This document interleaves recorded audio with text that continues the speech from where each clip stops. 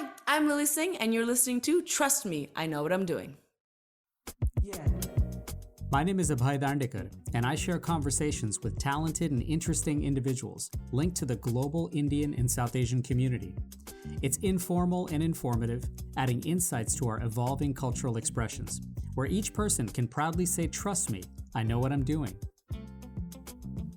I'm Abhay Dandekar, and on this episode of Trust Me, I Know What I'm Doing, I'm joined by entertainer, actress, and author Lilly Singh. Stay tuned.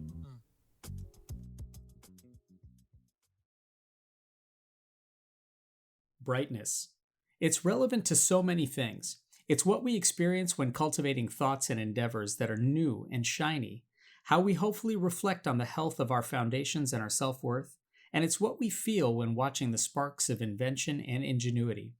And speaking of brightness, thank you so much for listening to the show, for sharing it with your family and friends, for subscribing to and rating the podcast, and for following us on social media at Dr. Abhay Dandekar.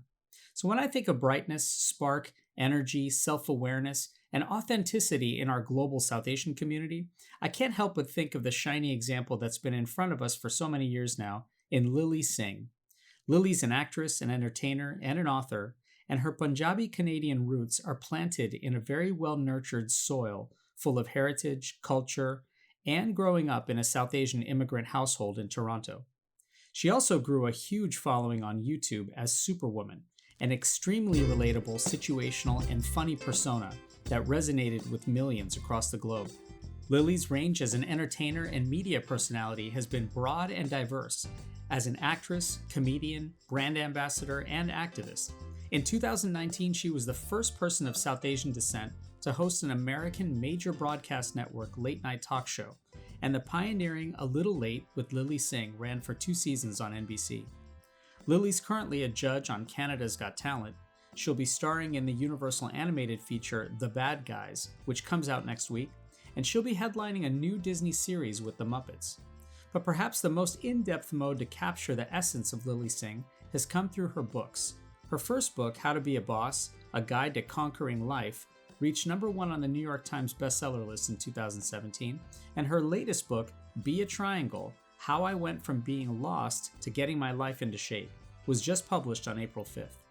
Now throughout it all, Lilly's had a front row seat to a public embrace of not only her individuality, with its inclusive nature and heartfelt authenticity, but the balance of her phenomenal success with its challenges and growth opportunities. She's also been a key protagonist in the emergence of the South Asian woman as a central figure in the American and Canadian cultural currents. We caught up for a conversation, and we started by talking about the foundational aspects of being a triangle. I had a chance to read the book, and I absolutely loved it.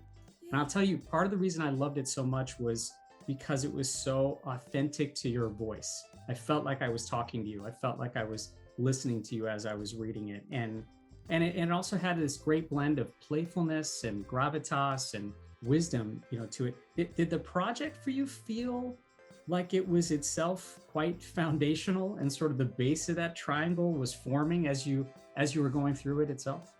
Well, first of all, thank you for the kind words. My goal when writing anything is I want people to hear my voice. I always want people to hear my voice in their head. Yeah. So that was my goal with this book. But no, absolutely, I've written 2 books now, this being the second. And I think the biggest difference was for How to Be a Boss, which was my first book. I knew exactly what was going to be in the book. I had the whole book in my mind. I knew all the advice I wanted to give. I knew all the stories I wanted to tell. This book, however, Be a Triangle, was the opposite. I actually had no idea about the advice I should give because I wasn't there myself spiritually. I was trying to get people to a place that I myself was not in. And so this book is truly me doing the hard, honest, raw work, and that's how I'm writing the book. So I genuinely mean this when I say I'm a different person from before and after writing this book, and the difference is the words in the book. How did that process start? Maybe, I mean, for you, was it sort of like, look, I'm going on this journey. I'd love to share it with folks. Let's get this down on paper so we can actually make it into a shared journey, so to speak. How it started for me was a little bit of a beatdown, if I'm being honest, because when I knew I had to write this book, and I sat down so many days to write it, and I would start typing all the things I thought it should say, all right, we're going to talk about spirituality, we're going to talk about mantras, we're going to talk about all this stuff, and I would write pages, then I would delete it. because I Yeah. was like, this is not real. Like, I am not getting to the core of what I actually think needs to happen here. And so it was a lot of false starts until I had a moment with myself and I thought, you're not in the mind space to write this book. And I was so close to emailing my publisher saying, I can't write this book. I Yeah. feel lost. I don't know. And then I had a conversation with a friend, and he said something that just blew my mind. He said, maybe you're in the perfect position to write this book. Maybe you have to actually go through whatever you need to go through. And so literally before I even wrote the first couple pages, I had to do days and days of meditation, days of reflection, days of thinking about my life to really figure out what is it that you need out of life and what is it that you have to learn to fill these pages. So in getting to that spot and thinking about all the self-reflection and the meditation that was required, did you have to do any kind of external research? I mean, what you're talking about is a lot of internal research and kind of that discovery process. Did you have to think a little bit about like, okay, here's the kind of style I want, or did it really just come naturally and like saying, hey, look, I'm just going to make this kind of a catharsis of Mhm. what's going on for me right now? I definitely had a lot of conversations with a lot of people. Yeah. I'm fortunate to know some people who are very deep thinkers. Jay Shetty being a great example, my friend Humble the Poet being a great example. I had a lot of conversations with people with no particular agenda, not saying I'm writing a book, but just to get people's perspective and ideas about things that Yeah. would challenge my own ideas. And in addition to that, I did a lot of therapy. I talked to my parents a lot because I thought it was important for me to get a generational perspective that wasn't just my Yeah. generation. And then I also read a lot. I read a lot because I wanted the book to be I use the word clean. And when I say clean, what I mean is I wanted to say what I needed to say without saying anything extra. I Sure. didn't want it to be a long book. I didn't want it to be fancy and complex if it didn't have to be. So the way it's written is very, like you said, as if I'm talking to a friend. And Yeah. that was very intentional. That you don't feel like you're being lectured at. You feel like a friend is giving you some real talk and like saying things how they need to be said. It almost feels like it's very lean in that way, right? Mhm. It's sort of like this great lean cut. And you and I are probably about 18, 20 years, apart. Did you at all talk to any younger people? Like folks who Ooh. like those would be the people who might be reading this and going like, yeah, this is what Lily went through, and how might we sort of think about that? I'm gonna be honest, I don't think I talked to any younger people, but I did reflect a lot on my younger years. Yeah. Because I feel like when writing this book, a lot of it is from my lived experience. And so I really had to be honest about the different stages of my life. And so I did a lot of reflection of like where I was when I wrote my first book, where I was when I started in this industry. And I want to make it clear this book is not about me. It's not Yeah. about it's a lot less about me than my first book. Sure, I have some anecdotes here and there to give an example of what I'm talking about, but really it's about changing the ways we can think about what already exists in our mind. And so that's why my face is very, very small on the cover. The cover's not, because I didn't want it to be about me. Yeah. And I still don't think it's about me. Yes, I wrote it, but I really do feel like it's just a light that everyone can use. Was this sort of a trust the process moment for you? Like as you went through it, just kind of like, yes, going from beginning to end, at the end of the day, if I trust the process, good things will come. I could lie right now and tell you that yes, that was the case, but the reality of it is that there was many moments while writing this book. Like this is the most challenging thing I've probably ever done, where I was like, this is not going to happen. This simply will not happen. Yeah. um, because the work was so. I mean, I write about this in the book, but the reason this book was so hard is because it deals with issues that I simply did not know how to tackle.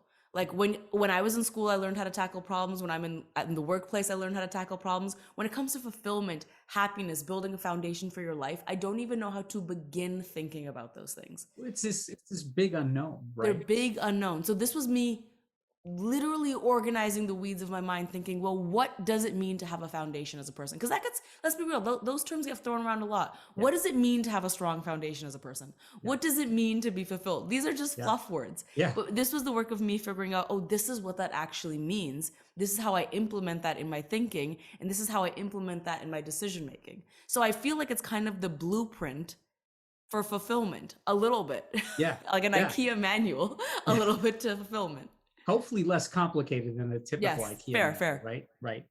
Well, when you devoted this kind of attention to that, right? And you are going into this big unknown, forget about writing a book, just even like asking the question, what does it mean to have a foundation personally. And it's almost in some ways kind of a very private moment, right? Was that a challenge to sort of say, look, these are all internal questions that I'm asking myself. These are areas of intimacy and privacy that I haven't even explored yet. And now all of a sudden I'm going to be sharing this with so many. Was that at all uncomfortable, or did it just come naturally? I think to some extent it comes a little naturally because I've shared so much of my life already online. Having said that, there's some parts that are still private that I am definitely more vulnerable about in this book. And I think that's why I enjoy writing so much, because when you're alone in a room and writing a book, it feels like a safe space where you can just confine in your writing. And yes, people will read it, but there's no screen, no one's recording you. It feels like a safer space to me. I definitely think the things I write about in this book, I would probably never have, honestly, the courage to talk about on screen or in person the way I did in this book. And so that's why I felt the book was the proper format for this. And does that take just a different kind of courage? Like people say that you require courage at all kinds of different moments, and whether it's on screen or as a judge. But writing this and perhaps the difference in the courage that it took for your first book versus this one, was this a different courage, or did you just have to summon it in a different way? I think it is slightly a different courage, because it is, as much as I peel back layers in my daily life to be like, now I have to perform this way, now I have to do this. This was peeling back the most amount of layers, I would say.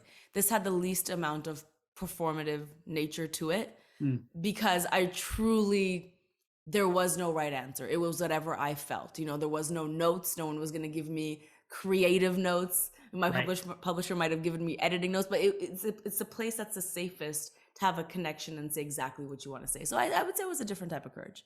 Almost like as little manicured as possible. Exactly. It gets raw and ugly sometimes. Yeah.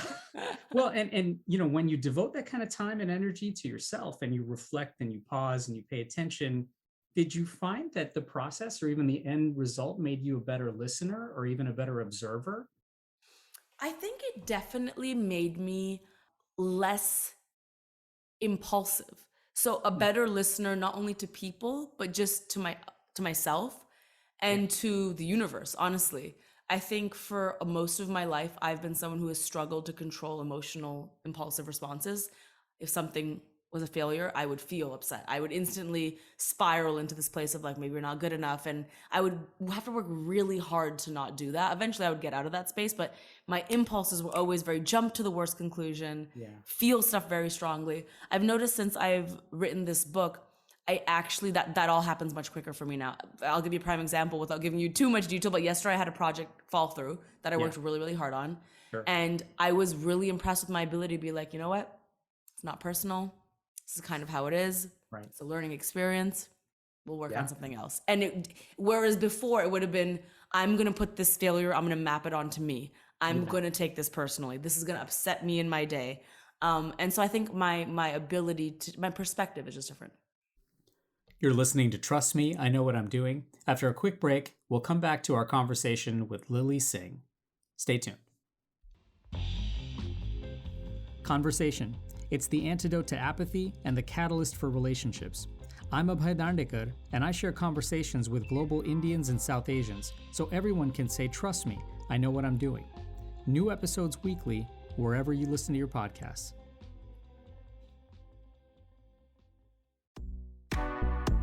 Hey there, I'm Parag Marathe, President of 49ers Enterprises and EVP of Football Operations, and you're listening to Trust Me, I Know What I'm Doing.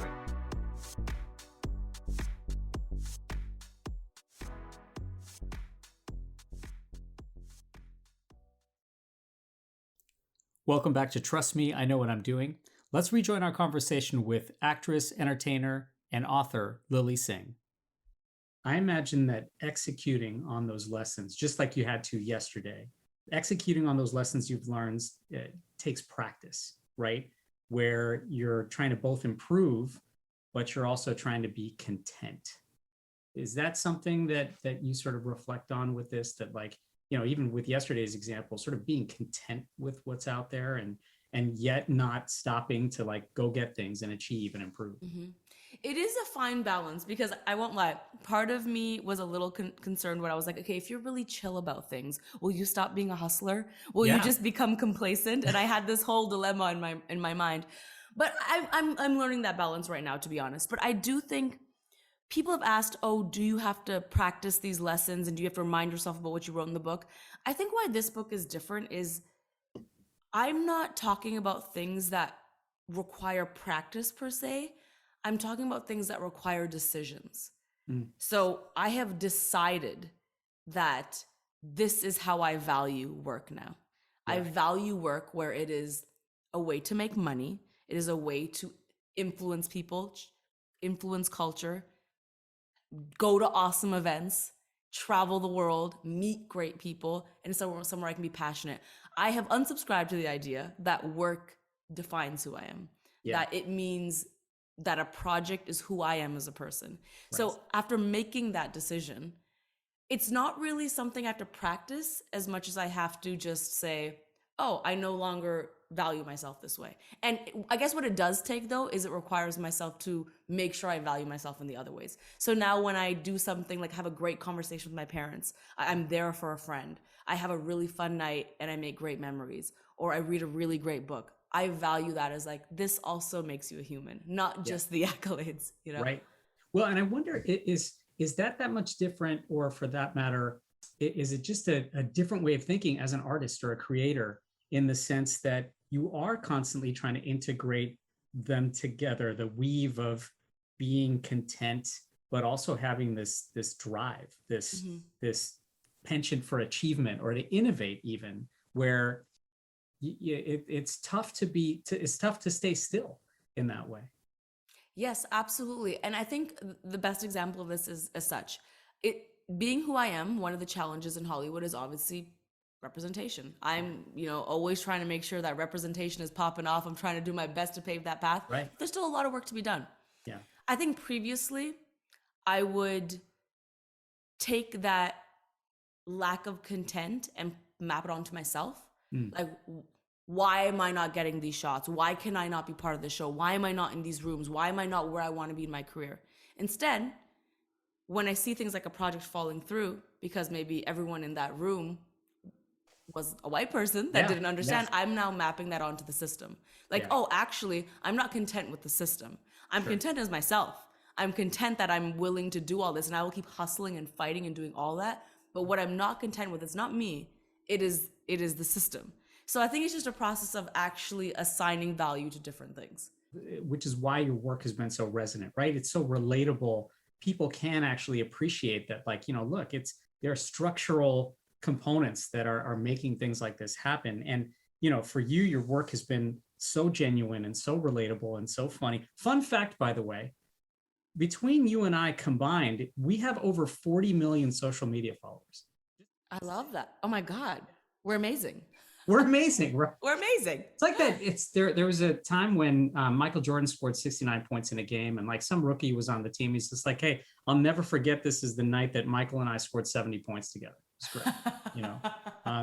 No, but I mean, for you, and that whole idea of being relatable and being funny and being genuine and so authentic, is there an art or maybe even a science to being relevant and timely as an artist? Because it's not, these things, are not necessarily happening by accident.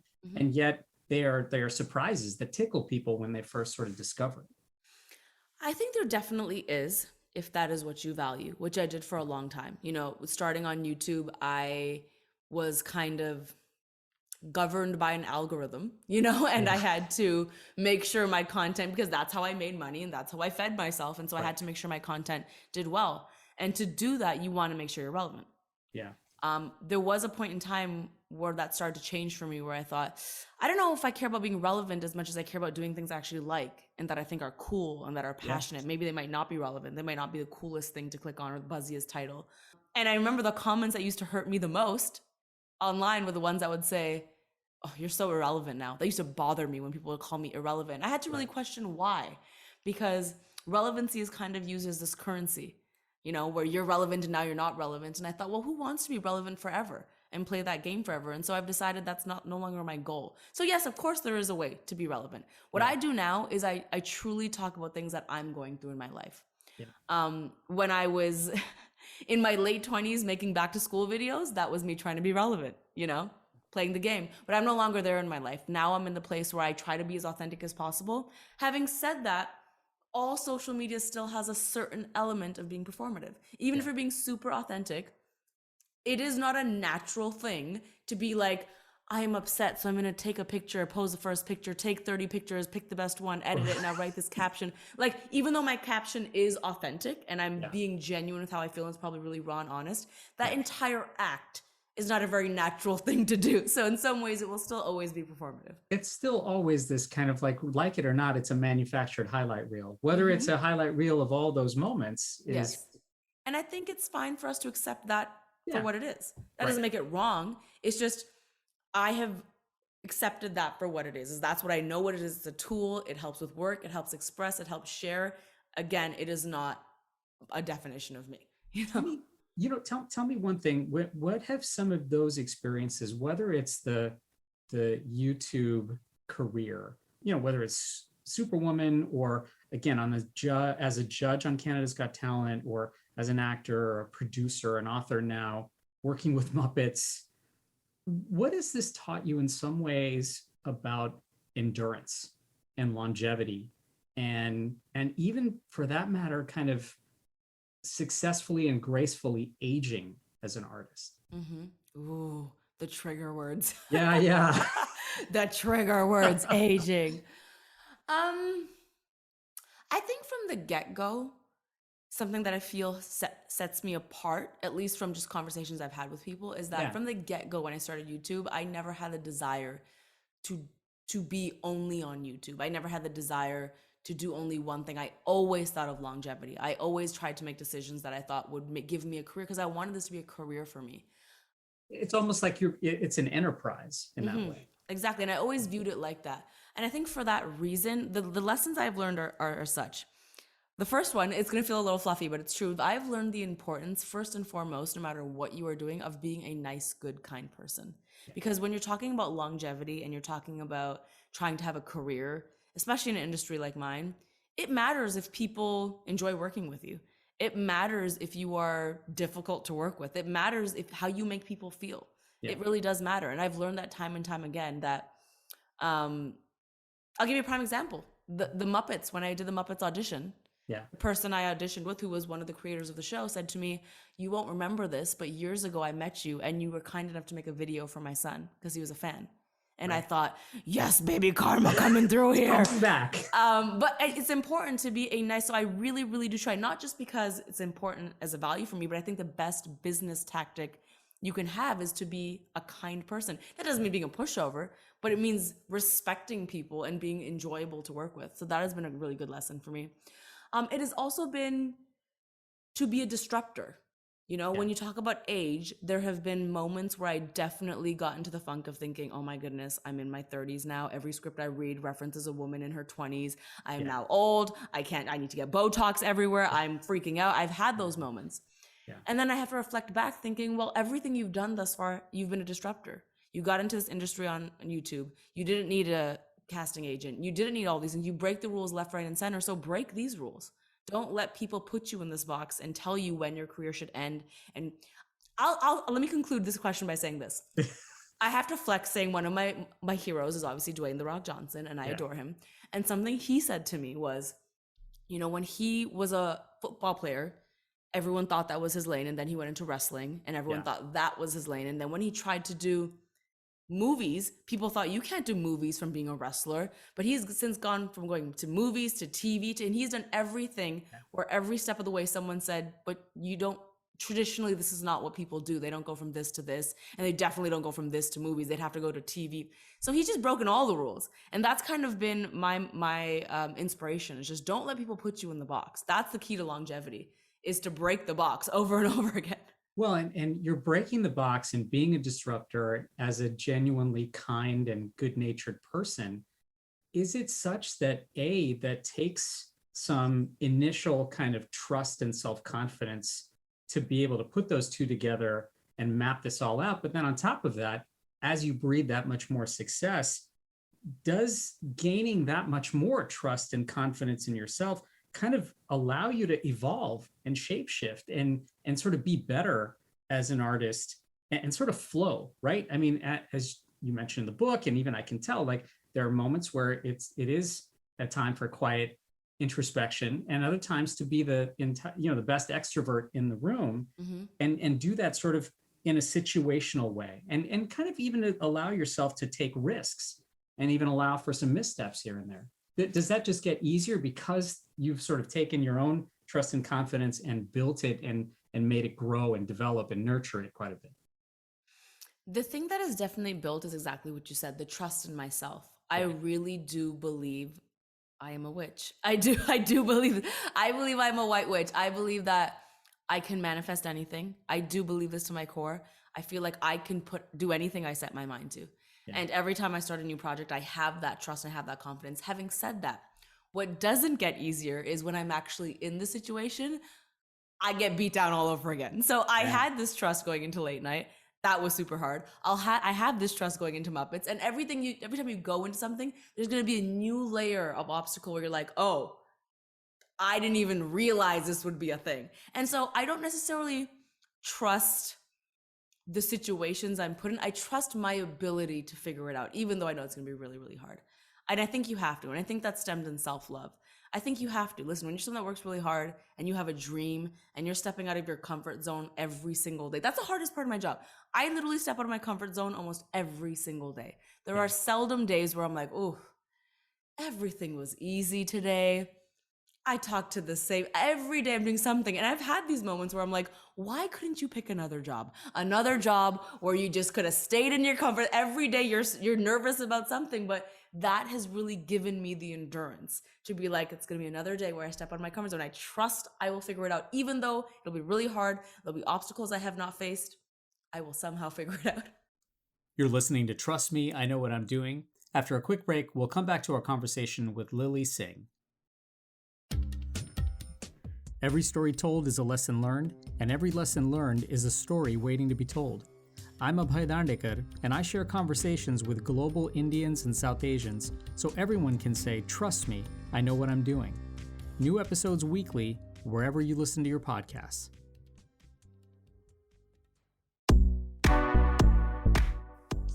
Hi, this is Madhuri Dixit, and you're listening to Trust Me, I Know What I'm Doing with Abhay Dandekar.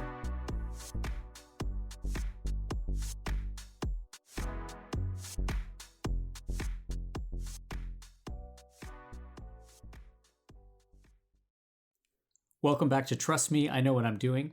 Let's rejoin our conversation with actress, entertainer, and author Lilly Singh.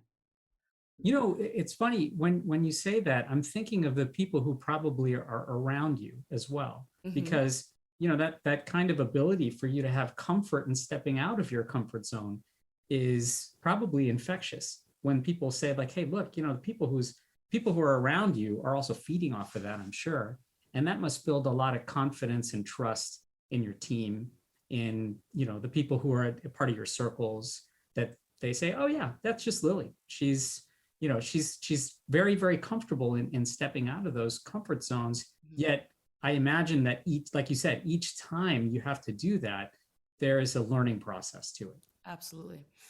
You're right. I have to be honest and say that I think, and this is a little painful for me to say, but being part of my circle is probably a bit of a double-edged sword.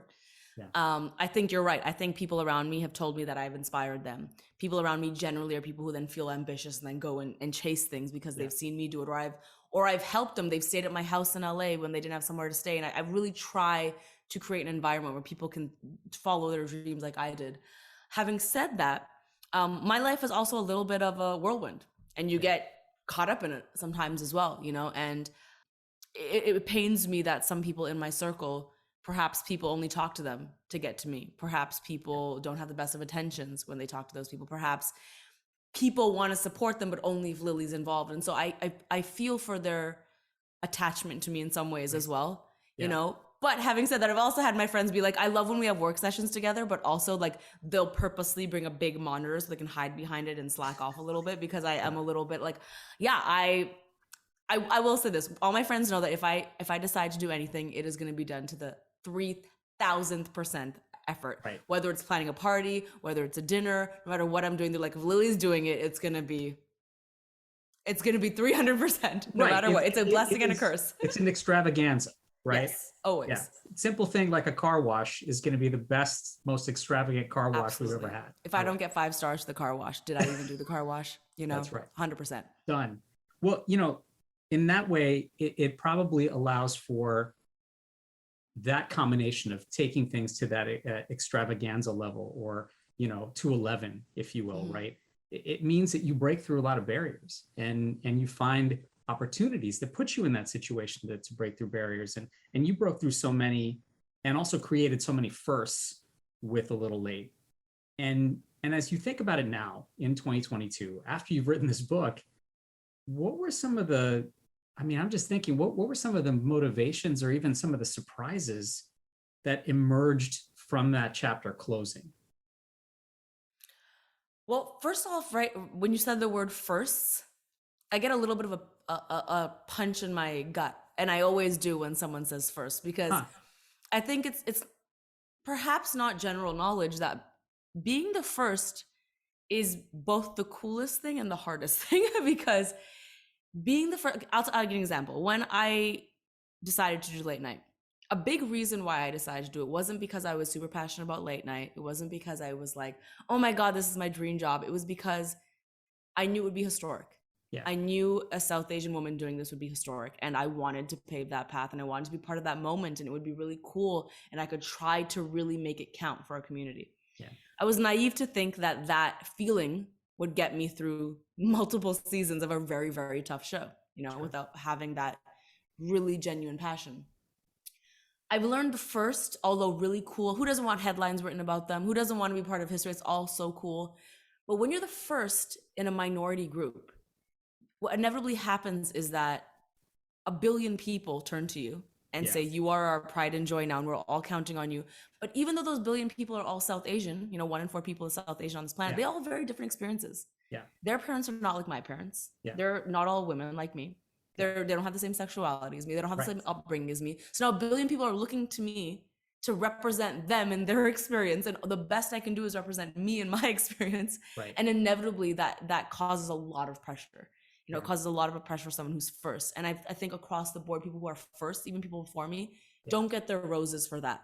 I don't think the Mindy Kalings, I don't think the Cal Penns, I don't think the Jay Seans, I don't think people realize the pressure of being that first and having to figure it out. Because when I was there in late night and I would have really tough days, I could never turn to anyone. I could never say, oh, let me ask the other female late night host. Right. It's not like there's a club out there for you. Exactly. So it's very, very tough. That chapter closing, what it taught me was I have to give myself permission to now make the decisions that benefit and serve me. And I have to do that to be the best version of myself. For me to have made such a big decision, knowing it wasn't my passion, knowing it might not be the most fun, that really pains me now, 2 years later, to think about that.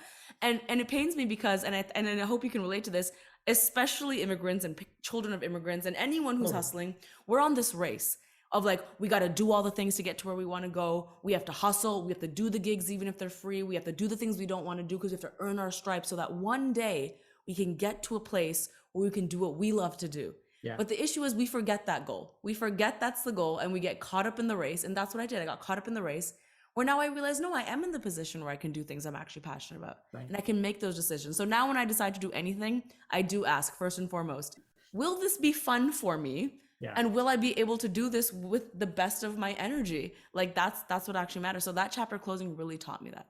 It's funny. I would mentor medical students all the time.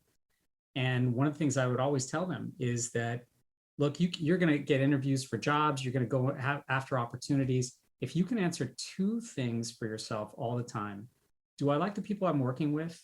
And am I going to have fun?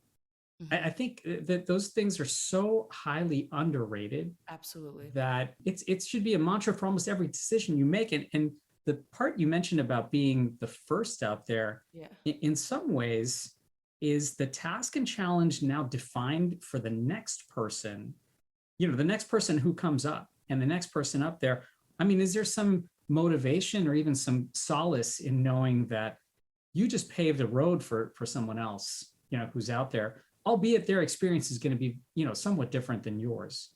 If their experience is less difficult than mine, then yes. That for me is 100% of the reason of why I did this, to pave that path. Yeah. You know, I'm very passionate about the South Asian community. I'm very passionate about representation. And so, do I regret that time? No, because of that. I don't. As hard as it was, I do not regret saying yes. I do not regret late night. I learned so much. I was given an opportunity and I don't regret it at all.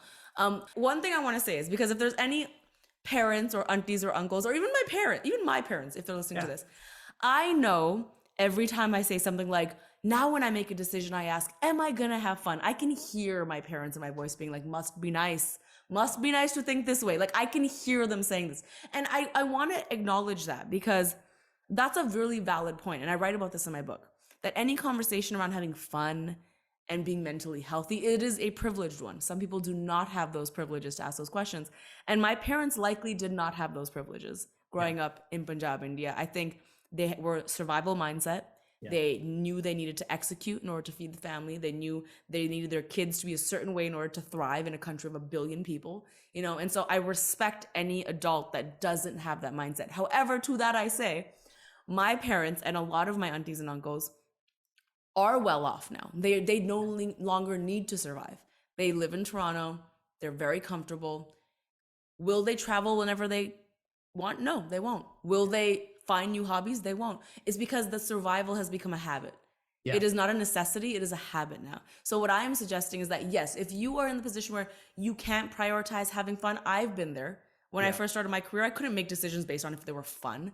What I'm saying is, don't get stuck in that mentality, is that you can then graduate and give yourself permission to actually be like, oh, can I now get rid of that survivor mindset, and can I actually now do what is right for my soul? That's what I'm challenging, because I believe my parents could do that, but I don't think they always choose to do that. Yeah, and I wonder if that context just is always changing, because I'm curious whether or not people in our parents' generation, and I'm a parent now, I have 2 teenagers, and is the context behind all this just different? And or maybe they just ask the same question, am I going to have fun with this? But they just ask it in different ways. Maybe they're more subtle, maybe they're more silent, and maybe they're more suppressed and repressed. Mm-hmm. And I mean, I'm sure my kids and kids who are out there, or teens who are out there, or young adults who are out there right now, are going to ask that question very differently in the future too, in ways that I won't even be able to comprehend. Right, absolutely. You're listening to Trust Me, I Know What I'm Doing. After a quick break, we'll come back to our conversation with Lilly Singh. Stay tuned.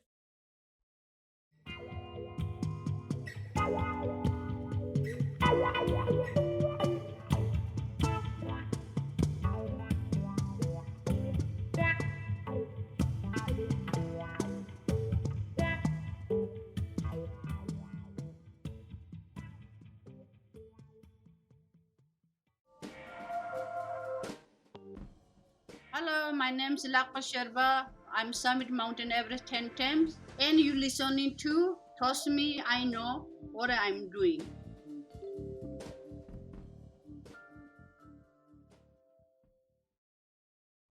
Welcome back to Trust Me, I Know What I'm Doing. Let's rejoin our conversation with actress, entertainer, and author Lilly Singh.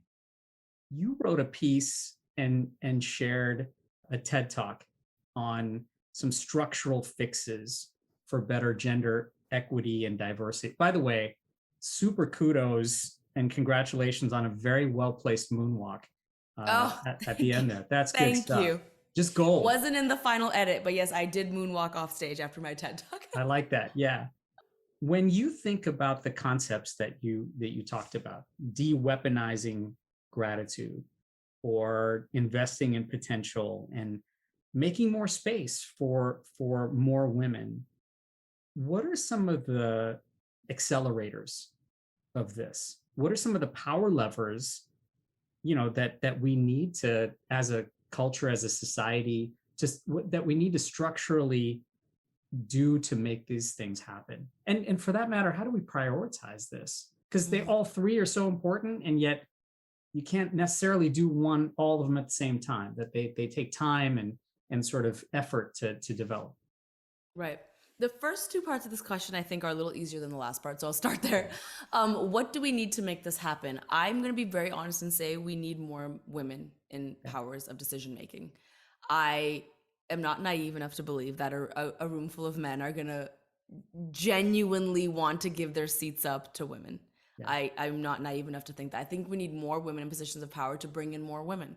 You know, any major project or thing I have done, usually it is a woman championing me. Usually it's a woman of color championing me, because they understand the environment and they understand what it takes to get there. The second part of this is me very honestly saying, if there is a limited number of resources, which I also don't always completely believe, I think there is an abundance of resources, but it is framed to be limited. If there's a limited amount of resources, you're going to need to start taking some away from people that have been sitting at the table for a really long time. Yeah. And giving it to new voices. And I talk about this in my TED talk, that it is not enough to introduce a new voice. New voices need support. If culture is not used to a new voice, if an audience is not used to a new voice, that voice needs support and championing. So I talk about the fact that my late night show was given a budget based on being a 1:30 a.m. time slot. I don't agree with that. Yeah. I think it should have been given a budget for being a new, diverse voice in late night that is trying to break through. And to be after Jimmy and Seth and be given a fraction of their budget, but try to stay on par with them, was set up for failure. That was never going to work. And so without throwing anyone under the bus, I do think resources need to be taken away from the voices we've always seen. Yeah. And that's what real change looks like. Now, the last part of this question being, how do we prioritize that? Yeah. That's something I'm still figuring out. I know women prioritize it. I know women think it's really important. But until men who make up half of the population really believe that there's value to women being in those positions of power, I don't know how that's going to change. I don't know. I mean, the proof is there. Yeah. The proof is there with the achievements of women in so many industries and fields that when women are involved in the conversation, great things happen. But it's going to take a little bit of the fragility, if I be as bold to say, of men for this to happen.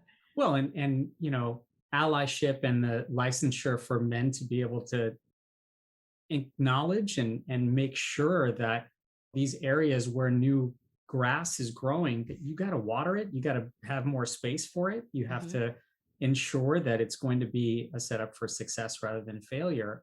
And I mean, I think of my daughter in situations like this where it's one thing for her to achieve, it's another thing for the soil where she's sort of planting those foundations, that it's ripe there and it's actually fertile for a lot of great growth and rich nourishment. That's why I say that's why I very specifically say the decision-making rooms, because I think a lot is being done on the surface level. If you look on screen, yes, you might see a great number of women of color.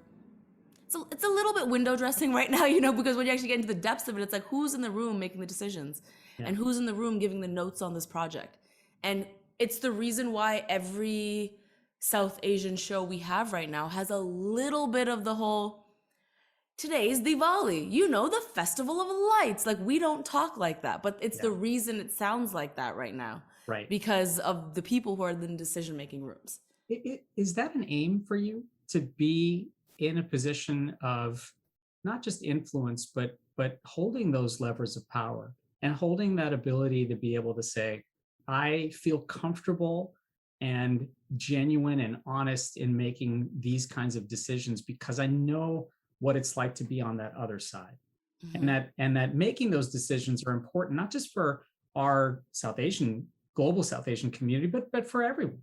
Absolutely. Yes. My priority is to make change, and it is to disrupt. Like I said, my purpose is to disrupt, and to do that, I believe I have to be in those rooms. So yes, absolutely. I'm not precious about only being on screen. I'm very happy being the decision making behind all those things too. Is there perhaps, like you said, there isn't a club of people who are waiting out there to show you the way? Does the courage that it takes now to take that extra leap, is that a different path that you have to just forge for yourself, or is it important to build coalitions and allies and find ways to get there? I think the latter. I think there's strength in numbers for sure. Yeah. And I would say that there's something shifting in the energy. Recently, I went to a South Asian excellence event. Yeah. I have never been to a South Asian excellence event. I've never heard of one before. This was the first one. And we are all very excellent, by the way.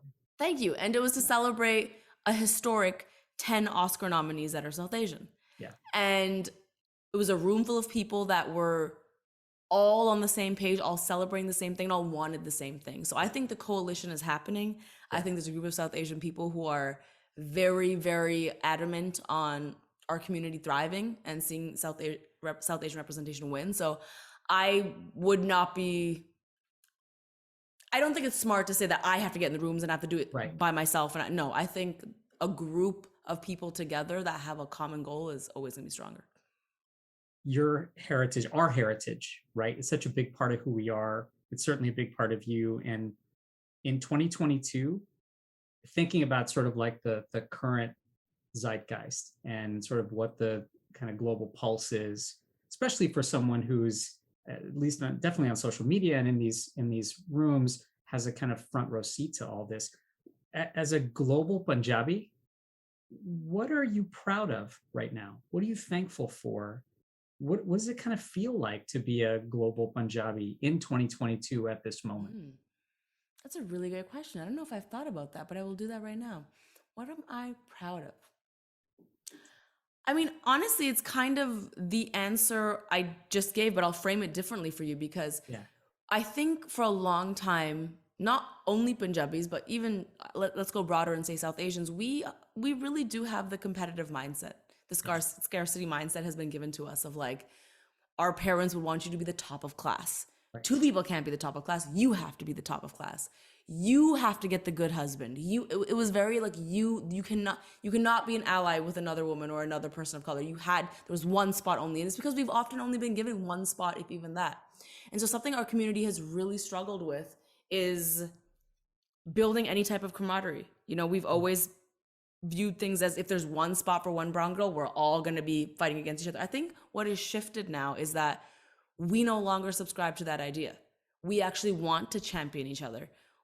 I want to see Priyanka win. If I go for an audition, I want to see every other brown girl I know in that same audition. And I hope we all equally have a chance to get it. You know, that's the real win. So I think we've all really let go of that mentality that was holding us back and understood that for things to get moving for all of us, we need to rise together. And I feel that for the first time ever. I mean, last year for Diwali, I think every week I went to a Diwali party in LA. And that's the first time that has ever happened, you know? So the synergy is definitely there. And I'm really proud of us because I know that required a lot of unlearning. It required a lot of stepping out of our comfort zones, and it required just a lot of trust in each other. And I think that's there. You're listening to Trust Me, I Know What I'm Doing. After a quick break, we'll come back to our conversation with Lilly Singh. Stay tuned. Every story told is a lesson learned, and every lesson learned is a story waiting to be told. I'm Abhay Dandekar, and I share conversations with global Indians and South Asians so everyone can say, trust me, I know what I'm doing. New episodes weekly, wherever you listen to your podcasts.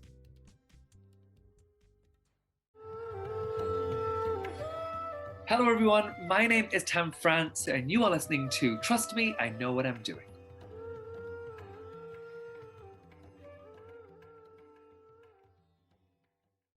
Welcome back to Trust Me, I Know What I'm Doing. Let's rejoin our conversation with actress, entertainer, and author Lilly Singh. I have to tell you, you do the best Indian accent I've ever heard. Really? No, seriously. Really? My Indian I'm not accent's kidding. not that good. No, I value a very good Indian accent. I personally do. When you're doing this and you're performing that sort of caricature of someone with an Indian accent, be it very, simple, but is it an act of acknowledgement? Almost sort of like an act of reverence, sort of that, it kind of an if you know moment versus something that could be taken to be offensive or perpetuating a stereotype. Right. I'm so curious what you No, think this is a good question. I actually just had this conversation with a few friends of mine who also do great accents that are way better than mine. But thank you for the compliment. I think for me, at least in my lived experience, an important part of embracing who I am, dealing with trauma of past generations, reconciling a lot of things that have been hurdles in our culture, I lean to comedy. Yeah. I always have leaned to comedy. I think we need to be able to make fun of ourselves. I think we have to make fun of ourselves or else life would become very bleak, and I think when you're in a community and when you were raised with parents that are Punjabi and that say these things, I feel like I should be able to make fun of it. And so when I do the accent, I am by no means, I think some people take it as like, are you mocking them? My parents do have a little bit of an accent, so I'm not making that up. They do have an accent. And my response would be, should that be considered a form of mockery? Yeah. Why can't it be that I think my parents are super dope and they have an accent and I'm trying to sound like my parents? So that's my intention when I'm doing my accent. Yeah. And I'll be honest, I grew up with Russell Peters. I grew up with all these people. Those comedy bits made me feel so proud of who I am.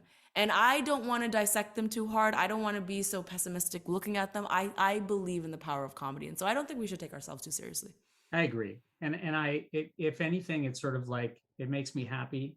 It makes me feel at home, and it makes me feel like I have a sense of belonging. And I've always felt that, in general, the arts and entertainment and anything you watch or take in affects people differently. I fully respect that. Yeah. I fully respect that someone might hear an accent and they might be triggered because they had an accent, and people might. I totally understand that. Yeah. And I think that person should not watch that thing, or not. But to say, oh, this triggers me in a certain way, so now no one can enjoy it. Yeah. I feel like there's a lot of danger in that, because I also know a lot of friends, just like what you said, when they see someone, especially if the person is brown. Now let me just emphasize and say this, I'm talking about brown people doing a brown accent. I'm not talking about a white dude coming up here and making fun. I'm talking about someone who's like, this is what my parents said to me. Right. I think that would make me feel really seen, and that would make me feel really comfortable and proud. And so if I have that experience, I should be able to enjoy it, And so I think it's to each their own, and we really need to embrace that. Not everyone will like everything, but that doesn't mean that thing needs to now disappear. Whether it's through meditating on items like this, right? Like what makes us who we are, whether it's through meditation on your self-worth and value and accounting for your culture, your upbringing, almost like harnessing your skills and talents and all the lessons learned, everything you talked about here. I'm curious about this. If you were writing a note to yourself to open up and read next year or next month or even tomorrow, what would it say? My honest answer, and this is not just a book promo, I promise it's my answer. My goal with this book was for it to be the blueprint for my life moving forward. And my hope is that it still is tomorrow and a year from now. And I'll tell you why, is because, and this goes back to the first thing we talked about, what does it mean to actually build a foundation, aside from that being a cute buzzword? For me, what that means you have a set of core beliefs and values and a place to return to mentally, no matter what else is happening. When you think of a foundation for anything, a building, a project, it doesn't matter what else is happening. You hope that stays put. So that means tomorrow, if I win 17 Oscars, or if I fail miserably, no matter what, I still have a place to come back to that has not been shifted. I hope that place still exists. And it consists of 4 things that I talk about in the book, which is a relationship to myself, a relationship to the universe, understanding distraction, and implementing design. Those things I can always come back to. So that's what I hope. I hope a year from now, I hope 10 years from now, I still have that blueprint and I still have that place to return to. Well, Lilly, I hope those who read your book, those who experience all the things that you're doing, are coming back over and over again to really understand the kindness and the talent and the skill that it takes to put it all together. Lilly, thank you so much for joining us. Thank you so much. This was such a joy. I appreciate it so much. Thanks so much, Lilly. And please check out Be a Triangle, which is available wherever you get your books. Till next time, I'm Abhay Darndekar.